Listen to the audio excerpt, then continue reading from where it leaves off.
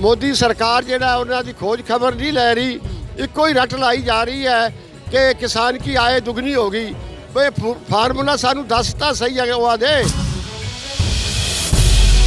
पंजाब और हरियाणा, पहले पंजाब जागा, उसने इस मुहिम का आगाज़ किया, उसके बाद हरियाणा ने साथ दिया, राजस्थान अभी भी पीछे रह रहा है, क्या कारण मानते हैं?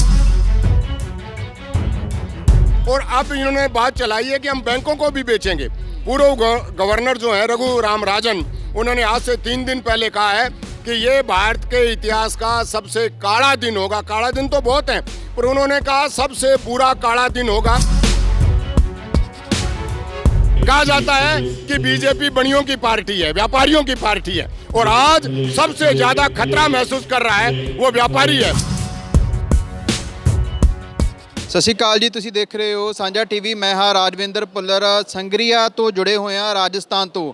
ਅੱਜ ਰਾਜਸਥਾਨ ਦੇ ਵਿੱਚ ਇੱਕ ਵੱਡੀ ਮਹਾ ਪੰਚਾਇਤ ਕੀਤੀ ਜਾ ਰਹੀ ਹੈ, ਜਿਹਦੀਆਂ ਤਿਆਰੀਆਂ ਜਿਹੜੀਆਂ ਨੇ ਉਹ ਹੋ ਚੁੱਕੀਆਂ ਨੇ। ਕਿਸਾਨ ਮਜ਼ਦੂਰ ਏਕਤਾ ਜਿੰਦਾਬਾਦ ਕਿਸਾਨ ਮਹਾ ਪੰਚਾਇਤ ਰਾਜਸਥਾਨ ਦੇ ਵਿੱਚ ਹੋ ਰਹੀ ਹੈ। ਜੇ ਗੱਲ ਕਰੀਏ ਤਾਂ ਪੂਰੇ ਭਾਰਤ ਦੇ ਵਿੱਚ ਵੱਡੀਆਂ ਮਹਾ ਪੰਚਾਇਤਾਂ ਕੀਤੀਆਂ ਜਾ ਰਹੀਆਂ ਨੇ। ਪੰਜਾਬ, ਹਰਿਆਣਾ, ਰਾਜਸਥਾਨ ਵਿੱਚ ਮਹਾ ਪੰਚਾਇਤਾਂ ਕੀਤੀਆਂ ਜਾ ਰਹੀਆਂ ਨੇ। ਸੰਯੁਕਤ ਕਿਸਾਨ ਮੋਰਚੇ ਦੇ ਜਿਹੜੇ ਕਿਸਾਨ ਆਗੂ ਨੇ ਉਹ ਬੰਗਾਲ ਵਿੱਚ ਜਾ ਕੇ, ਕੋਲਕਾਤਾ ਵਿੱਚ ਜਾ ਕੇ ਜਿਹੜਾ ਪ੍ਰਚਾਰ ਕਰ ਰਹੇ ਨੇ ਬੀਜੇਪੀ ਦੇ ਖਿਲਾਫ, ਜਿਹੜਾ ਪ੍ਰਚਾਰ ਕੀਤਾ ਜਾ ਰਿਹਾ ਹੈ ਬੀਜੇਪੀ ਦੇ ਖਿਲਾਫ, ਜਿਹੜਾ ਉੱਥੇ ਰੈਲੀਆਂ ਕੀਤੀਆਂ ਜਾ ਰਹੀਆਂ, ਉੱਥੇ ਮਾਰਚ ਕੀਤੇ ਜਾ ਰਹੇ। ਅੱਜ ਵੱਡਾ ਜਿਹੜਾ ਇਕੱਠ ਇੱਥੇ ਸੰਗਰੀਆ ਵਿਖੇ ਹੋਣ ਜਾ ਰਿਹਾ। ਪ੍ਰਬੰਧ ਮੁਕੰਮਲ ਹੋ ਚੁੱਕੇ ਆ, ਵੱਡੀ ਗਿਣਤੀ ਵਿੱਚ ਕਿਸਾਨ ਆ ਜਿਹੜੇ ਉਹ ਪਹੁੰਚ ਰਹੇ ਆ। ਇੱਥੇ ਜੇ ਗੱਲ ਕਰੀਏ ਰਕੇਸ਼ ਟਕੈਤ ਪਹੁੰਚ ਰਹੇ ਨੇ, ਤਾਂ ਜੋਗਿੰਦਰ ਸਿੰਘ ਅਗਰਾਹਾ, ਮਨਜੀਤ ਸਿੰਘ ਰਾਹੇ ਤੇ ਹੋਰ ਕਿਸਾਨ ਮੋਰਚੇ ਦੇ ਹੋਰ ਜਿਹੜੇ ਕਿਸਾਨ ਆਗੂ ਆ ਉਹ ਵੀ ਪਹੁੰਚ ਰਹੇ ਨੇ। ਇੱਥੇ ਜਿਹੜਾ ਜਾਣਕਾਰੀ ਲੈਣ ਦੀ ਕੋਸ਼ਿਸ਼ ਵੀ ਕਰਾਂਗੇ ਕਿ ਕਿੰਨਾ ਕੁ ਇਕੱਠ ਹੋਣ ਦੀ ਸੰਭਾਵਨਾ ਹੈ, ਕਿੱਦਾਂ ਦੀਆਂ ਤਿਆਰੀਆਂ ਕੀਤੀਆਂ ਗਈਆਂ ਨੇ ਅੱਜ ਦੀ ਜਿਹੜੀ ਇਹ ਮਹਾ ਪੰਚਾਇਤ ਕੀਤੀ ਜਾ ਰਹੀ ਹੈ। ਇਸ ਦਾ ਮੈਸੇਜ ਕੀ ਹੈ, ਲੋਕਾਂ ਤੱਕ ਕੀ ਸੁਨੇਹਾ ਪਹੁੰਚਾਉਣਾ, ਕਿਉਂਕਿ ਲੋਕ ਤਾਂ ਲਾਮਬੰਦ ਹੋ ਚੁੱਕੇ ਨੇ, ਕਿਸਾਨ ਲਾਮਬੰਦ ਹੋ ਚੁੱਕੇ ਨੇ। ਵੱਡੀ ਗਿਣਤੀ ਵਿੱਚ ਕਿਸਾਨ ਦਿੱਲੀ ਦੀਆਂ ਬਰੂਹਾਂ ਤੇ ਵੀ ਆਪਣੀ ਜਿਹੜੀ ਸੇਵਾਵਾਂ ਨਿਭਾ ਕੇ ਆਏ ਨੇ। ਦਿੱਲੀ ਦੀਆਂ ਜੇ ਬਾਰਡਰਾਂ ਦੀ ਗੱਲ ਕਰੀਏ, ਸਿੰਘੂ ਬਾਰਡਰ, ਟਿੱਕਰੀ ਬਾਰਡਰ, ਜਿੱਥੇ ਵੱਡੀ ਗਿਣਤੀ ਵਿੱਚ ਜਿਹੜੇ ਕਿਸਾਨ ਹੈ ਉਹ ਮੌਜੂਦ ਨੇ। ਪਰ ਹੁਣ ਜਿਹੜੀਆਂ ਲਾਮਬੰਦੀ ਕੀਤੀ ਜਾ ਰਹੀ ਹੈ, ਜਗ੍ਹਾ ਮਹਾ ਪੰਚਾਇਤਾਂ ਕੀਤੀਆਂ ਜਾ ਰਹੀਆਂ, ਉਹਦੇ ਪਿੱਛੇ ਕਾਰਨ ਕੀ ਹੈ? ਕਿਉਂਕਿ ਲੋਕ ਤਾਂ ਜਾਗ ਚੁੱਕੇ ਨੇ। ਪਰ ਇਸ ਤੋਂ ਇਲਾਵਾ ਇਹ ਵੀ ਕਿਹਾ ਜਾਂਦਾ ਸੀ ਕਿ ਮਜ਼ਦੂਰ ਵਰਗ ਹਜੇ ਤੱਕ ਨਹੀਂ ਉੱਠਿਆ, ਉਸ ਨੂੰ ਜਗਾਉਣ ਦੇ ਲਈ ਕੋਸ਼ਿਸ਼ਾਂ ਕੀਤੀਆਂ ਜਾ ਰਹੀਆਂ। ਸਾਡੇ ਨਾਲ ਕਿਸਾਨ ਆਗੂ ਹੈਗੇ ਨੇ, ਉਹਨਾਂ ਨਾਲ ਗੱਲਬਾਤ ਕਰਦੇ ਆ ਕਿ ਕਿੱਦਾਂ ਦੀਆਂ ਤਿਆਰੀਆਂ ਜਿਹੜੀਆਂ ਇੱਥੇ ਹੈਗੀਆਂ ਨੇ, ਕਿਉਂਕਿ ਵੱਡੇ ਜਿਹੜੇ ਇਕੱਠ ਕੀਤੇ ਜਾ ਰਹੇ ਨੇ, ਵੱਡੇ ਇਕੱਠ ਇੱਥੇ ਹੋ ਰਹੇ ਨੇ। ਮਹਿਲਾਵਾਂ ਦੀ ਗਿਣਤੀ ਵੀ ਵੱਡੇ ਪੱਧਰ ਤੇ, ਉਹਨਾਂ ਨਾਲ ਗੱਲਬਾਤ ਕਰਦੇ ਆ ਕਿ ਕਿੱਦਾਂ ਦੀਆਂ ਤਿਆਰੀਆਂ ਨੇ। ਅੱਜ ਜਿਹੜੀ ਮਹਾ ਪੰਚਾਇਤ ਕੀਤੀ ਜਾ ਰਹੀ ਹੈ, ਕਿੱਦਾਂ ਦੀਆਂ ਤਿਆਰੀਆਂ ਨੇ, ਕਿਹੜੇ ਕਿਸਾਨ ਲੀਡਰ ਪਹੁੰਚ ਰਹੇ? ਇੱਥੇ ਰਾਕੇਸ਼ ਟਿਕੈਤ ਜੀ ਆ ਰਹੇ ਹੈ, ਜਗਰਾਵ जी उकरावा आ रहे हैं।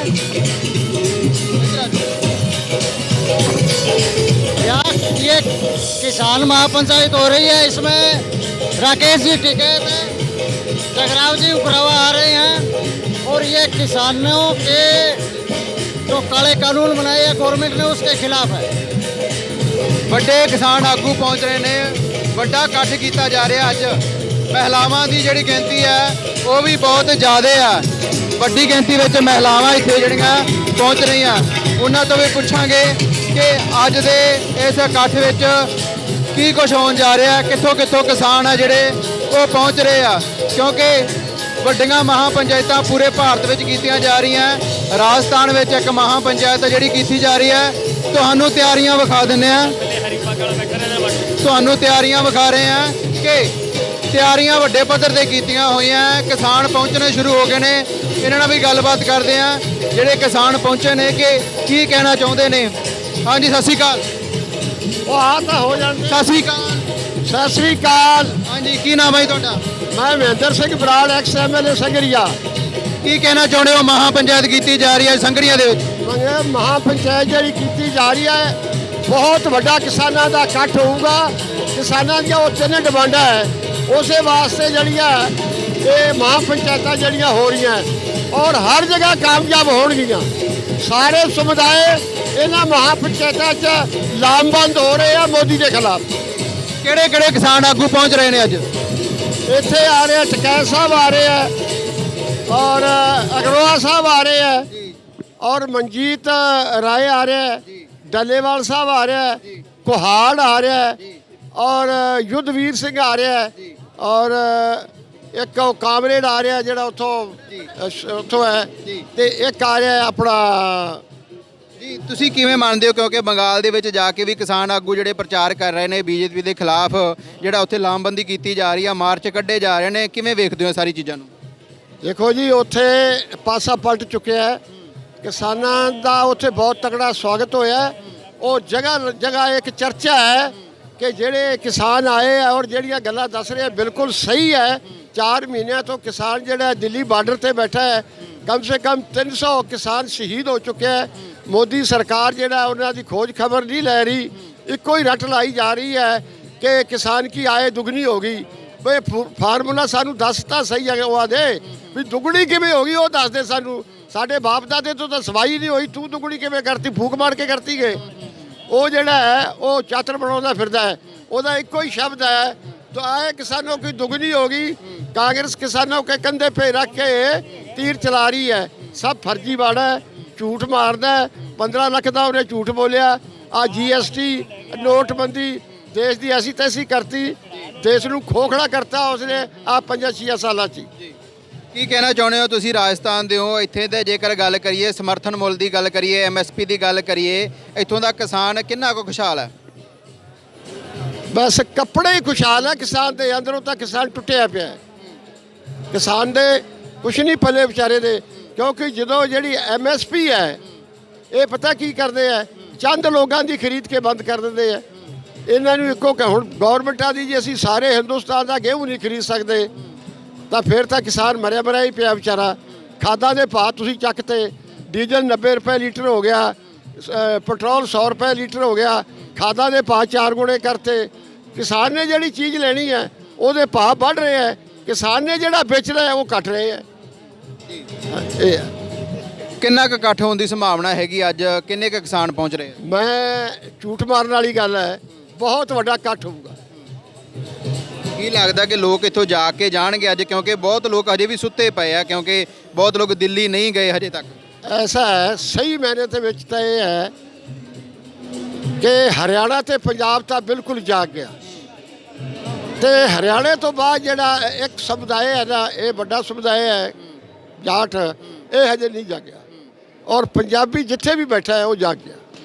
ਔਰ ਕੀ ਲੱਗਦਾ ਹੈ ਜਾਟ ਕਦੋਂ ਜਾਗਣਗੇ? ਕਿਉਂਕਿ ਜਿਹੜਾ ਵੱਡਾ ਆਹਿਸਤਾ ਆਹਿਸਤਾ ਹਰਿਆਣੇ ਦਾ ਅਸਰ ਹੋ ਰਿਹਾ ਹੈ। ਹਰਿਆਣੇ ਨੇ ਜਿੱਡੀ ਵੱਡੀ ਪੰਜਾਬ ਦੀ ਜਾਂ ਇਸ ਮੂਵਮੈਂਟ ਦਾ ਸਹਾਰਾ ਦਿੱਤਾ ਹੈ ਨਾ, ਬਹੁਤ ਵੱਡੀ ਦਿੱਤੀ। ਕਹਿ ਦਈਏ ਖਰਬੂਜੇ ਨੂੰ ਵੇਖ ਕੇ ਖਰਬੂਜਾ ਰੰਗ ਫੜੂਗਾ। ਹੌਲੀ ਹੌਲੀ ਫੜਨਗੇ ਇਹ ਹੌਲੀ ਹੌਲੀ। ਇਹ ਕੀ ਹੈ, ਇਹ ਪੁਰਾਣੇ ਜ਼ਗੀਰਦਾਰ ਲੋਕ ਹੈ, ਇਹ ਹਜੇ ਜ਼ਗੀਰਦਾਰਾਂ ਦੀ ਬੂ ਗਈ ਨਹੀਂ ਇਹਨਾਂ ਚੋਂ। ਇਹ ਹਜੇ ਜ਼ਮੀਨ ਤੇ ਨਹੀਂ ਉੱਚੇ ਫਿਰਦੇ ਹੈ। ਜਦੋਂ ਜ਼ਮੀਨ ਤੇ ਆ ਕੇ ਡਿੱਗੇ ਨਾ, ਜਿਵੇਂ ਹਵਾਈ ਜਹਾਜ਼ ਦੇ ਚੱਕੇ ਡਿੱਗਦੇ ਆ ਤਾਂ ਐ ਵੱਜਦਾ, ਉਦੋਂ ਇਹਨਾਂ ਨੂੰ ਪਤਾ ਲੱਗੂਗਾ। ਹਾਂ, ਹਜੇ ਨਹੀਂ ਹੈ ਇਹ, ਪਰ ਕੁਝ ਲੋਕ ਜਾਗੇ ਹੈ। ਕੁਛ ਜਿਵੇਂ ਹੈ ਸਾਡੇ, ਅਸੀਂ ਕਰੀਬਨ 2 ਅਕਤੂਬਰ ਤੋਂ ਚਾਲੂ ਕਰਤਾ ਸੀ। ਮੇਨ ਜਿਹੜੇ ਅਸੀਂ 4 ਹੀ ਆਦਮੀ ਹੈ, ਜਾਗੂ ਸਾਹਿਬ, ਮੈਂ ਤੇ ਚੇਅਰਮੈਨ ਸਾਹਿਬ ਇੱਕ ਹੋ। ਹੁਣ ਆ ਜਿਹੜੇ ਫਿਰਦੇ ਨੇ ਤਾਂ ਸਭ ਫਸਲੀ ਬਟੇਰੇ ਹੈ। ਚੇਅਰਮੈਨ ਸਾਹਿਬ ਨਾਲ ਗੱਲ ਕਰਦੇ ਆ। ਚੇਅਰਮੈਨ ਸਾਹਿਬ ਸਤਿ ਸ਼੍ਰੀ ਅਕਾਲ। ਸਤਿ ਸ਼੍ਰੀ ਅਕਾਲ ਜੀ। ਕੀ ਕਹਿਣਾ ਚਾਹੁੰਦੇ ਹੋ? ਅੱਜ ਜਿਹੜੀ ਮਹਾ ਪੰਚਾਇਤ ਹੋ ਰਹੀ ਹੈ, ਕਿੱਦਾਂ ਦੀਆਂ ਤਿਆਰੀਆਂ ਦੇਖਦੇ ਹੋ? ਕਿਸਾਨਾਂ ਨੂੰ ਜਾਗਣ ਦੇ ਲਈ ਜਿਹੜੀ ਹੈ ਮਹਾ ਪੰਚਾਇਤ ਕੀਤੀ ਜਾ ਰਹੀ ਹੈ, ਕੀ ਲੱਗਦਾ ਕਿ ਜਿਹੜੇ ਕਿਸਾਨ ਹਜੇ ਤੱਕ ਨਹੀਂ ਜਾਗੇ ਕਦੋਂ ਜਾਗ ਸਕਦੇ? ਇਸ ਮਹਾ ਪੰਚਾਇਤ ਨੂੰ ਦੇਖ ਕੇ ਇੱਥੋਂ ਦੇ ਸਾਰੇ ਵੀ ਕਿਸਾਨ ਹੁਣ ਜਾਗ ਚੁੱਕੇ ਨੇ, ਔਰ ਜਿਹੜੇ ਰਹੇ ਨੇ ਅੱਜ ਦਾ ਇਹ ਇਕੱਠ ਦੇਖ ਕੇ, ਔਰ ਜਿਹੜੇ ਸਾਡੇ ਕਿਸਾਨ ਨੇਤਾ ਆ ਰਹੇ ਹੈ ਉਹਨਾਂ ਨੂੰ ਸੁਣ ਕੇ ਸਾਰੇ ਜਾਗਰਿਤ ਹੋਣਗੇ ਔਰ ਵੱਧ ਤੋਂ ਵੱਧ ਉੱਥੇ ਦਿੱਲੀ ਪਹੁੰਚਣਗੇ। ਇਹੀ ਮੇਰਾ ਕਹਿਣਾ ਹੈ। ਕਿਸਾਨ ਜਾਗ ਰਹੇ ਨੇ, ਕਿਉਂਕਿ ਜੇ ਗੱਲ ਕਰੀਏ ਪੰਜਾਬ ਤੇ ਹਰਿਆਣਾ ਦੇ ਕਿਸਾਨ ਜਾਗ ਚੁੱਕੇ ਸੀ, ਪਰ ਹੁਣ ਰਾਜਸਥਾਨ ਦੇ ਜਿਹੜੇ ਕਿਸਾਨ ਹੈ ਉਹਨਾਂ ਦੇ ਜਾਗਣ ਦੀ ਵਾਰੀ ਆ ਚੁੱਕੀ ਹੈ। ਕਿਉਂਕਿ ਜਾਗੋ ਦਾ ਹੋਕਾ ਲਗਾਤਾਰ ਸੰਯੁਕਤ ਕਿਸਾਨ ਮੋਰਚੇ ਦੇ ਆਗੂਆਂ ਵੱਲੋਂ ਦਿੱਤਾ ਜਾ ਰਿਹਾ। ਇੱਕ ਵੱਡੀ ਮਹਾ ਪੰਚਾਇਤ ਜਿਹੜੀ ਸੰਘਰੀਆ ਵਿਖੇ ਹੋ ਰਹੀ ਹੈ, ਤੁਸੀਂ ਇਕੱਠ ਜਿਹੜਾ ਹੋਣਾ ਸ਼ੁਰੂ ਹੋ ਗਿਆ, ਤਿਆਰੀਆਂ ਮੁਕੰਮਲ ਨੇ। ਗੱਲਬਾਤ ਵੀ ਕੀਤੀ ਹੈ ਇੱਥੋਂ ਦੇ ਕਿਸਾਨਾਂ ਨਾਲ, ਮੰਨ ਰਹੇ ਨੇ ਕਿ ਅਜੇ ਤੱਕ ਜਾਗ ਰਹੇ ਨੇ, ਜਾਗਣਾ ਸ਼ੁਰੂ ਕੀਤਾ ਹੈ। ਖਰਬੂਜੇ ਨੂੰ ਵੇਖ ਕੇ ਖਰਬੂਜਾ ਰੰਗ ਫੜਦਾ ਹੈ, ਕਿਉਂਕਿ ਹਜੇ ਤੱਕ ਕਿਸਾਨਾਂ ਨੂੰ ਜਿਹੜਾ ਇੱਥੋਂ ਦੇ ਕਿਸਾਨਾਂ ਨੂੰ ਇਹ ਨਹੀਂ ਪਤਾ ਕਿ ਜੇਕਰ ਜ਼ਮੀਨਾਂ ਖੁੱਸ ਜਾਣਗੀਆਂ ਤਾਂ ਸਾਡੇ ਕੋਲੇ ਬਚੂਗਾ ਕੀ। ਇਹ ਹੋਕਾ ਲੈ ਕੇ ਕਿਸਾਨ ਨੇਤਾ ਪਹੁੰਚ ਰਹੇ ਨੇ, ਇਹਨਾਂ ਨਾਲ ਗੱਲਬਾਤ ਕਰਦੇ हैं। हाँ जी सर, क्या नाम है? ओम प्रकाश जांगू। क्या कहना चाहते हो? आज जो महापंचायत यहाँ संगरिया हो रही है, कितने आगू यहाँ पे पहुँच रहे हैं और किसान कितनी गिनती में आ रहे हैं? देखिए, राकेश टिकैत साहब आ रहे हैं। हमारे पास उगरा का जो ग्रुप है उनके उपाध्यक्ष आ रहे हैं। उगरा साहब को खुद आना था, परंतु उनके स्वास्थ्य में कोई गड़बड़ आ गई, बुखार हो गई, इसलिए वो नहीं पहुंच रहे हैं। दूसरे साथी अमराराम आ रहे हैं, राजाराम मील हैं, कुहाड़ हैं और वो मंजीत रॉय हैं। ये लगभग पहुंच रहे हैं यहाँ पर। काफ़ी बड़ी। आपको क्या लगता है कि पंजाब और हरियाणा, पहले पंजाब जागा, उसने इस मुहिम का आगाज़ किया, उसके बाद हरियाणा ने साथ दिया, राजस्थान अभी भी पीछे रह रहा है, क्या कारण मानते हो? देखिए, पंजाब और हरियाणा दोनों राज्यों का मुख्य उत्पादन जो है वो है गेहूं और चावल।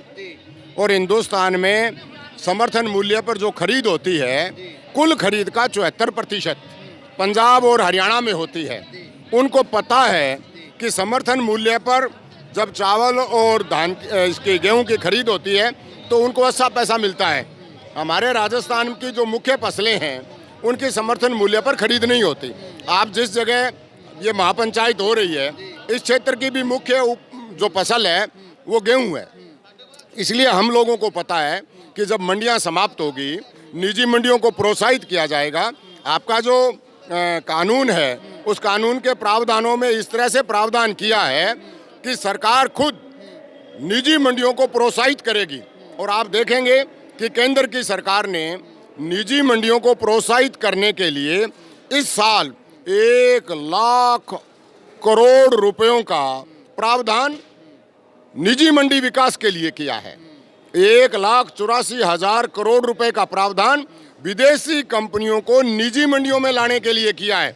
और दूसरी तरफ किसान के समर्थन मूल्य की खरीद पर कोई बात नहीं की है। एफसीआई का बजट घटाया है, निजी क्षेत्र को प्रोत्साहन देने की बात कही है। मतलब सीधा सीधा ये है कि केंद्र की सरकार ये जो मंडी व्यवस्था जिस हेड के नीचे हम बैठे हैं उसको समाप्त करना चाहती है। और दूसरा, कॉन्ट्रैक्ट फार्मिंग की धारा जो 9 है उसमें ये स्पष्ट प्रावधान किया है कि जो किसान कंपनी के साथ कॉन्ट्रैक्ट करेगा उस किसान की भूमि पर वो कंपनी बैंक से ऋण ले सकेगी और उस ऋण की वसूली राजस्व अधिनियम के तहत होगी। तो उसमें किस पर होगी वसूली? जमीन पर होगी। जो हम ये कह रहे हैं कि ये कानून लागू होने के बाद किसान भूमिहीन हो जाएगा, उसकी भूमि छीन ली जाएगी। क्योंकि आप लगातार देख रहे हैं कि केंद्र सरकार सार्वजनिक संपत्तियों का विक्रय कर रही है, अब बैंकों का विलय करके। और अब इन्होंने बात चलाई है कि हम बैंकों को भी बेचेंगे।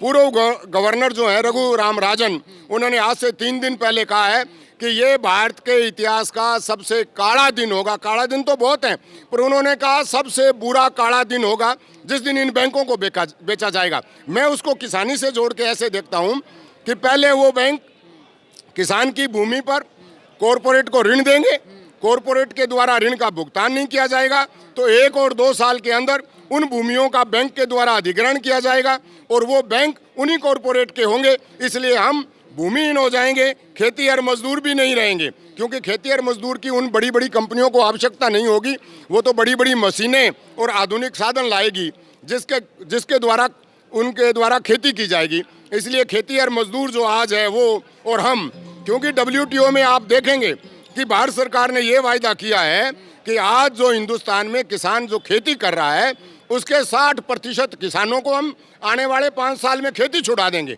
मतलब हमारे से खेती छुड़वाने का WTO में ये अनुबंध करके आए हैं और उसी अनुबंध के तहत ये कॉन्ट्रैक्ट फार्मिंग का और ये जो निजी मंडियों का जो कानून है वो लेकर आए हैं। और आवश्यक वस्तु विक्रय अधिनियम जो लाए हैं वो तो बल्ले बल्ले है, दुनिया में भी कहीं नहीं है ऐसा कि खाने वाले को सामान नहीं मिलेगा और सरकार कोई कार्रवाई नहीं कर सकेगी।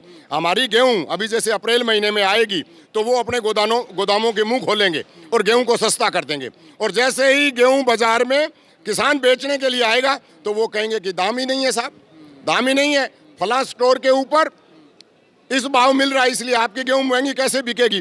तो वो क्या करेंगे, इन दिनों में गेहूं के भाव कम करेंगे और जैसे ही वो गेहूं सारा किसान के घर से निकल जाएगा वो अपने गोदामों के ताले लगाएंगे और ताले लगाने के बाद उसको महंगे दामों पर लूटेंगे। हिंदुस्तान में 75 करोड़ लोग ये जो सार्वजनिक वितरण प्रणाली है उससे राशन लेते हैं, और केंद्र की सरकार उस सार्वजनिक वितरण प्रणाली को भी समाप्त करना चाहती है, क्योंकि पहले वो एफसीआई खत्म करना चाहती है, ये मंडियां खत्म करना चाहती है, हमारी खेती को खत्म करना चाहती है, सार्वजनिक वितरण प्रणालियां खत्म करना चाहती है, और तमाम चीज़ें अडानी और अंबानी की जो कंपनियां हैं और जो दूसरी विदेशी कंपनियां आ रही हैं उनको सौंप कर हिंदुस्तान के हर परिवार को भूखा और मजदूर रखना चाहती है, जिससे उन कॉरपोरेट के इशारों पर वो हिंदुस्तान में राज कर सके। जिस तरीके से अंग्रेजों ने राज किया उसी तरह की राज व्यवस्था हिंदुस्तान में वो स्थापित करना चाहते हैं। इसीलिए आज हमने ये महापंचायत रखी है। आप सच कह रहे हैं कि पंजाब जितनी जागृति नहीं है, उसका कारण है कि हमारे प्रांत का मुख्य जो फसल है बाजरा, उसका समर्थन मूल्य 2100 रुपये और वो बाजार में बिकता है 1200 और 1300 रुपये। इसलिए वो लोग जानते नहीं इस बात को। हम क्योंकि थोड़ा उससे जुड़े हुए हैं, इसलिए आप देख रहे हैं कि हमने 1 बजे का समय दिया है और इस समय आपकी घड़ी में 11:32 हो रहे हैं और आप देख रहे हैं कि किसानों के रेले आ रही हैं।